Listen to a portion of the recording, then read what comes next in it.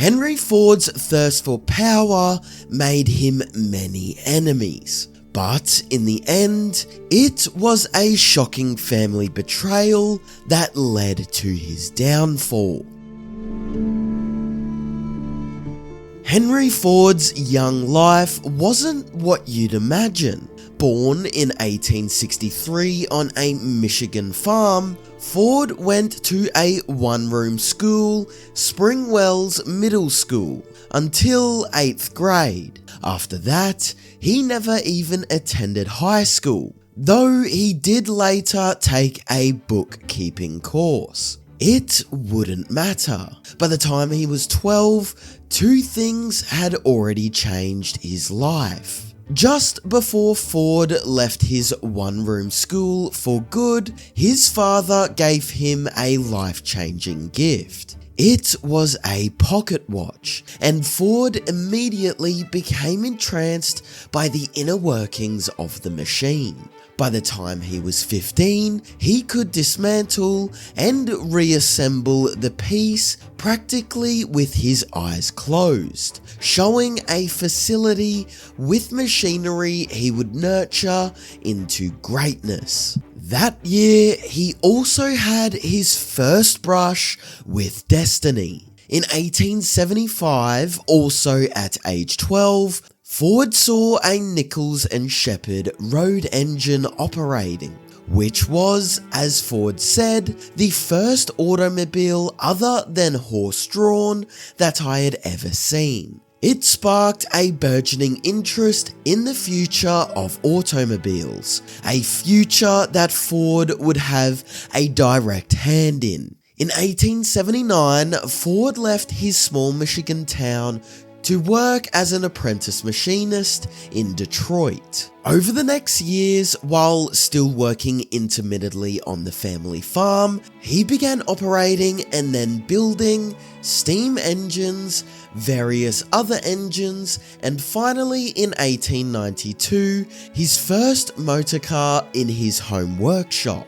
By this point, however, he wasn't doing it alone. In April of 1888, Henry Ford married Clara Bryant, and his new wife was no pushover. A feminist and a suffragist, Clara was sometimes with him during his experiments in automobiles, and was by his side when he performed the first test of a gasoline engine on Christmas Eve of 1891 for his custom car. In 1893, Clara gave birth to the couple's only child, son Edsel. It wasn't long after that Ford took an enormous risk. Since 1891, Ford had been working for the Edison Illuminating Company of Detroit, and had even met Thomas Edison himself. But in 1899, shortly after finishing another custom automobile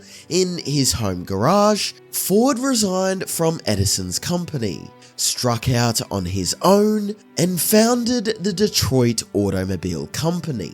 But this was no overnight success. There were problems from the start. The Detroit Automobile Company struggled to produce high-quality cars in the price range Ford wanted, and the company folded in 1901. Here, Ford revealed his true colours. Chronically unwilling to give up, Ford set up the Henry Ford Company instead, with a group of shareholders taking on the role of chief engineer. Still, some of Ford's problems weren't just the usual business growing pains. Some of the problems were Henry Ford himself.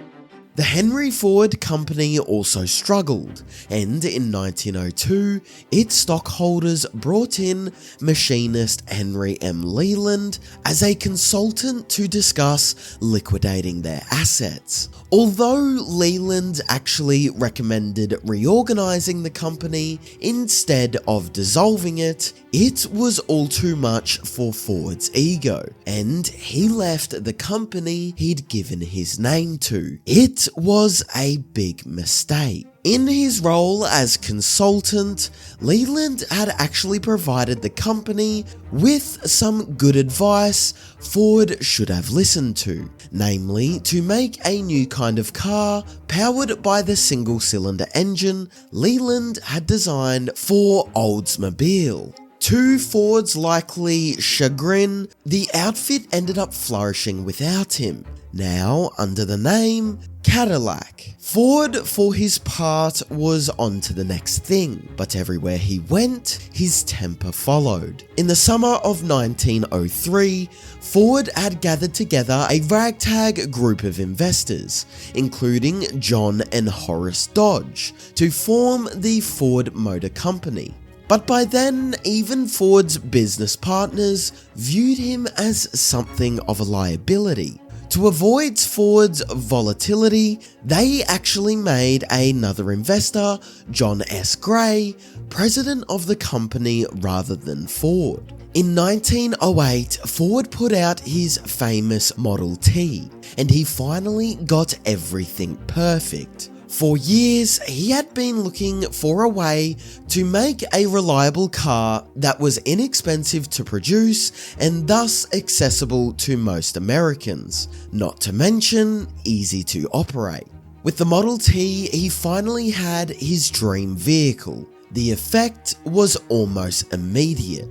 With the Model T priced at just $825 a pop, about $29,000 today, customers began flocking to the automobile, and it took only 10 years for half of all cars in the US to be Model Ts. It was so ubiquitous that Ford's choice to put the steering wheel on the left, not a guarantee at the time, became the blueprint for the American car. In 1913, with sales of the Model T increasing every year, Ford set up his plant with an assembly line workflow. Maybe even more than the Model T, this became the secret to the Ford company's success, as it made production skyrocket and further allowed for not only the affordability, but also the availability of the Model T. Only there's something many forget about Ford's assembly line. Although Henry Ford's assembly idea is now seen as one of his best innovations, research into Ford's methods indicates that both the idea and its implementation came from Ford's employees, not Ford himself. In this case, Ford got most of the glory, but he did very little of the work. Although Ford may not have had much to do with the assembly line, he was a maverick in creating modern working conditions. Determined to prevent turnover of employees and hold on to talent, Ford instituted a factory environment where the workers were paid well and had only a 5-day work week, which was extremely novel for the time. For Ford, it was just good business, and when it came to his business, he certainly didn't have a bleeding heart. Ford also offered profit sharing to his employees, but on one disturbing condition. They had to lead their lives in ways that Ford and the company's social department approved of. This meant no heavy drinking or gambling, and the company also looked down on fathers who abandoned their families. But that wasn't all. Ford didn't just post these good behavior tenets up on a bulletin board and call it a day. The social department had 50 investigators and staff who would actively look into employees' lives. If they found out that an employee failed to meet these standards, the worker's bank account and stability at Ford's company would suffer.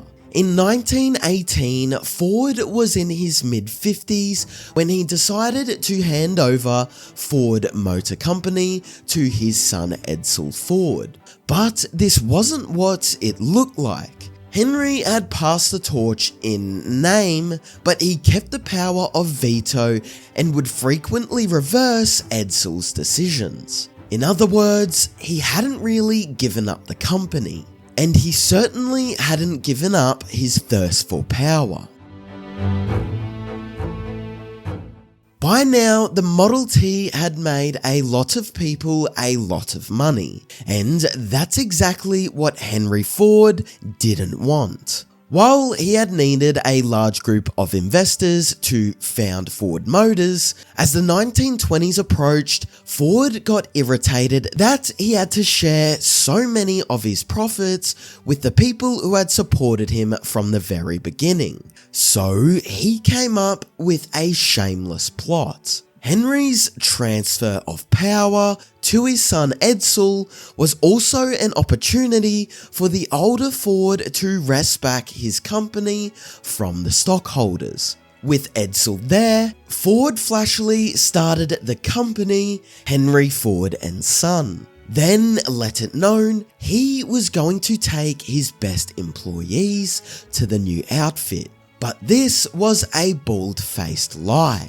Ford had created Henry Ford and Son purely to get his remaining stockholders in a panic about the Ford Motor Company, betting that they would sell their shares in the original company back to him, at a reduced price, of course. Well, he bet right. It worked like a charm. And soon, Henry and Edsel had brought back all the shares and now owned the Ford Motor Company all by themselves. Even then, it still wasn't enough for Ford. He needed more payback. Ford had apparently never gotten over Henry Leland taking over his Ford company and turning it into Cadillac. In 1922, he purchased Leland's new Lincoln Motor Co., and while Leland and his son Wilfred were supposed to stay on to manage it, Ford had no qualms about expelling them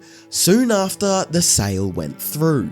Yet when Ford wasn't causing drama with other families, he was going through it with his own. Despite Ford's pioneering work, he had one major flaw.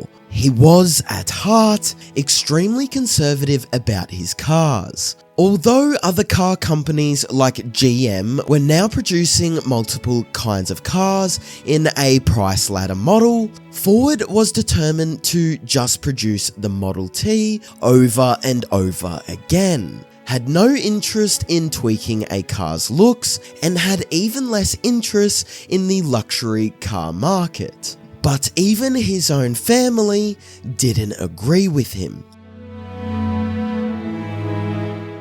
Ford's son Edsel may have been second fiddle to his father, but he had grown up tinkering with cars and he was wild about the luxury market. When he came on as president, at least in name of the Ford Motor Company, Edsel began badgering his father to produce a different model for once in the company's history. In response, all he got was stony silence from Henry. It led to near disaster. By the mid-1920s, Ford had to face an unsettling reality. Model T sales were in decline, and his competitor GM was on the rise. So, finally giving into the very thing his son had been begging him to do for years, Henry began work on the next generation of Ford, the Model A. He even let his son design the bodywork and other more aesthetic concerns, while he focused on the nuts and bolts. It introduced the next era of Ford, with annual models as the new norm. At long last, Ford relented. But it was getting harder and harder for him to make the right decision, and tragedy would only muddle him further. In 1943, the Ford family suffered an enormous blow. Edsel Ford, who was only 49 at the time, perished of stomach cancer, leaving behind a wife and 4 children. More than that, Henry Ford had now lost his heir. even if he had never been willing to cede power to that heir. Yet, this wasn't just a personal tragedy, it was also a company crisis. In the late 1930s, Ford had suffered from a series of strokes. And although he was determined to act as if nothing at all had changed, those around him could tell that everything had changed. He was no longer mentally sharp. What faculties were left to him were fading, and the job of running the company, which he still insisted on doing, was becoming too much. In response, the senior executives at Ford Motors, including top engineer Charles Sorensen, began truly pulling the strings, or they thought they did. In 1944, Ford got one last revenge. Although debilitated, Ford's desire for total control never left him, and after becoming jealous of the publicity Sorensen was receiving, Henry had Sorensen forced out, so he could once more reign unopposed at Ford Motors. But this was very dangerous ground.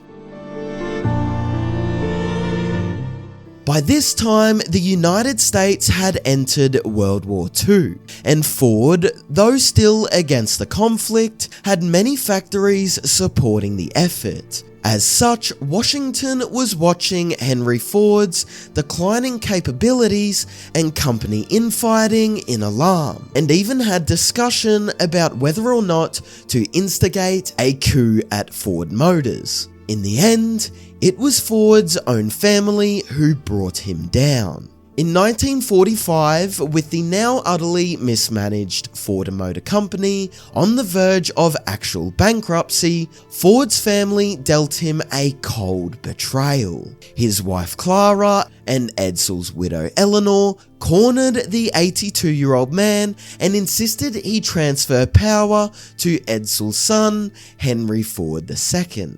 If he didn't, Clara and Eleanor threatened to sell off all their majority Ford stock, a move that would have unraveled the family control of the company. At long last, a furious but defeated Henry Ford truly handed over the reins of Ford Motors to his grandson. It wasn't a moment too soon. Just 2 years after retiring for good, Henry Ford perished from a cerebral hemorrhage at the age of 83. His public viewing brought thousands of people to pay their respects, and he was mourned across the country as an American hero of industry.